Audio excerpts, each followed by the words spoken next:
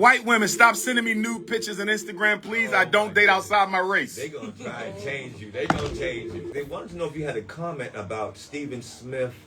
Stephen A. Smith and Jasmine Crockett. Okay. My issue with Stephen A., and I like Stephen A. because he does stand up for the people sometimes, but I do not think it is wise or appropriate for black men to publicly castigate and criticize black women in front of white folks. He could have pulled it to the side, sent her a message. We have to uphold our queens by any means necessary. So that's the fault.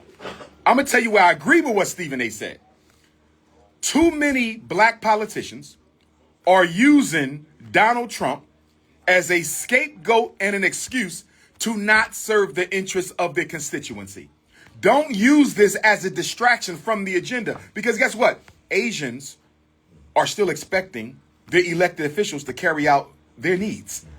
Jews, Chinese, East Indians, Latinos, they're still expecting our elected officials to attend to their needs. And black elected officials are of the mindset that black people shouldn't be asking anything of them at this time, since they're spending it battling Donald Trump. That's nonsense. You got elected to provide for me. You understand? And most politics is local. So what is the mayor of Boston doing for black Boston? Don't talk to me about no Donald Trump. What are the council persons of Boston doing for black Boston? Don't talk to me about Donald Trump. What are the U.S. congresspersons of Massachusetts doing for black Massachusetts? Don't talk to me about no Donald Trump. Don't use Trump and his racism as an excuse to not serve black people. I did agree with that piece of what Stephen A. said. Now, on Jasmine Crockett's side, I appreciate the sister, and I love her courage, and I appreciate she has no problem not backing down to Donald Trump. So keep doing your thing, Sister Jasmine. But when your term runs out, Dr.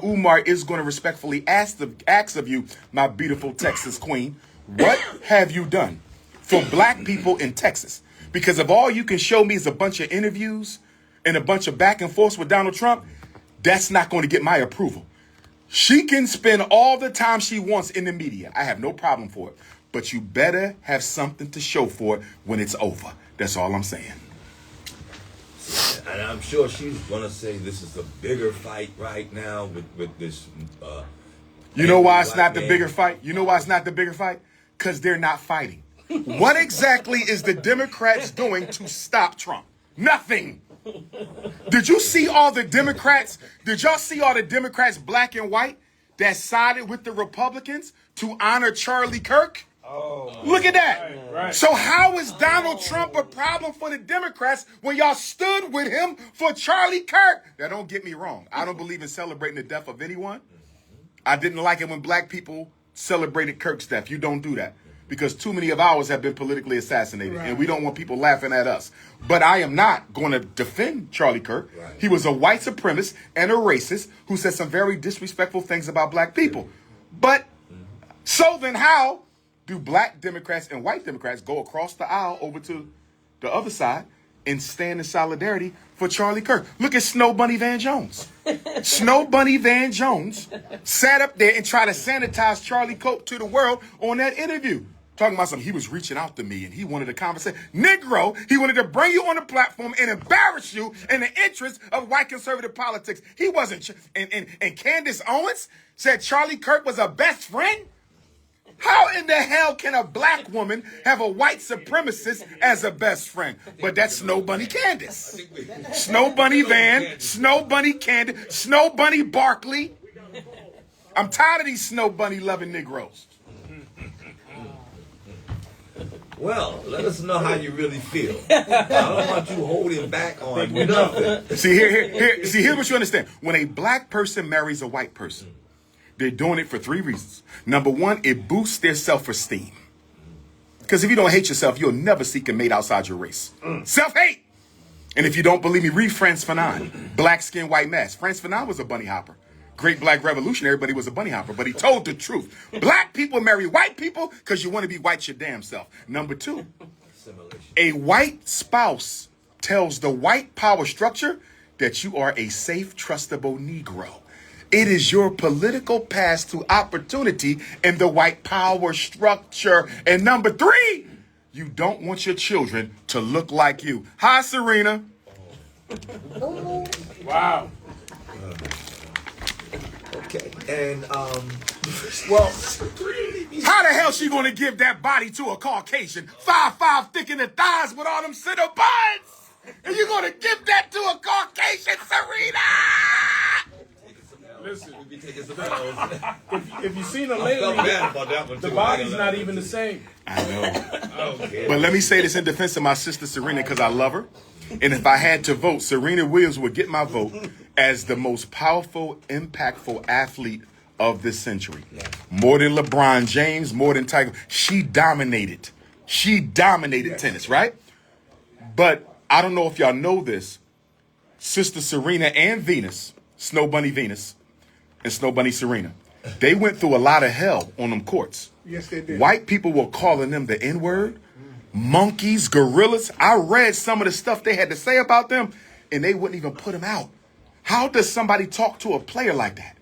And you don't even put them out the tennis match. So they went through a lot of psychological trauma that I think led to them bunny hopping. That does not excuse it. But from a psychological standpoint, I'm saying I understand, although I don't condone.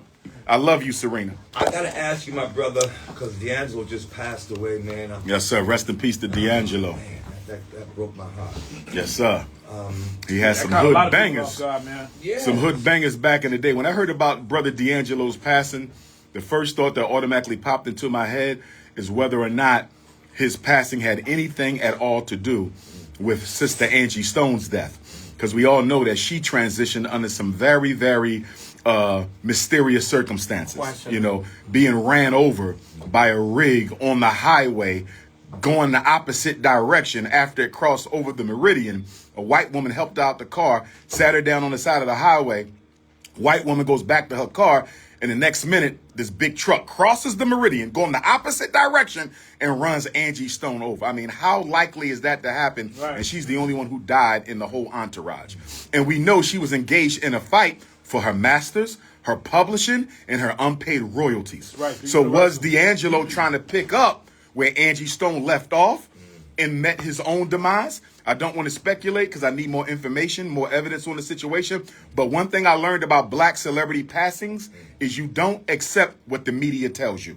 I do not accept the media narrative on any passing. We know Michael Jackson was murdered because he didn't want to sell his stake in the Beatles catalog. We know Prince was murdered because he didn't want to give up his unpublished music. We know Tupac was murdered because he was politicizing the gangs. We know that Whitney Houston was murdered because she wanted her publishing and her masters back. We know that Jimi Hendrix was murdered because he was financing the Black Panther Party, or at least intending to do so.